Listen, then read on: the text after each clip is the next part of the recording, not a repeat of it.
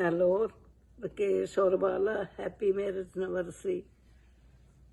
शादी की सालगिरह आप दोनों को बहुत बहुत मुबारक। ब्रिजवाला जी और राकेश जी को शादी की 40वीं वर्षगांठ पे हम लोगों की तरफ से, हमारी ओर से बहुत बहुत हार्दिक शुभकामनाएं। ईश्वर की कृपा से, ईश्वर का आशीर्वाद आपके परिवार पे, आपके पूरे उस पे, बेटी बेटियों पे, पोते पे, दोतों पे, सब पे भगवान अपनी कृपा विष्णु भगवान जी करे रखे और आपको दिन दूनी रात चौगुनी तरक्कियां ईश्वर प्रगति के पथ पर अग्रसर करता रहे। Hello Rakesh, hello Bala.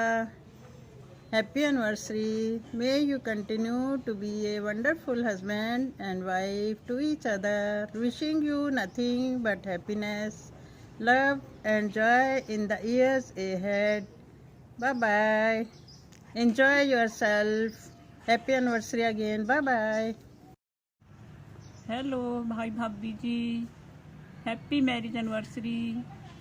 As you celebrate another wonderful year together, here is wishing you a day as beautiful as the love that you share.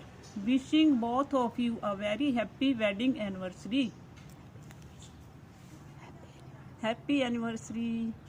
Mama ji, namaste Mami ji. Wishing both of you a very happy wedding anniversary. Many more years of togetherness and happiness.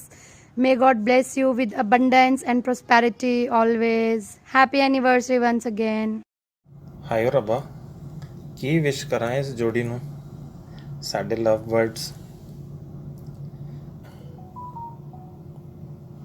Happy anniversary मित्रों, छा गए तुसी 40 सालों में।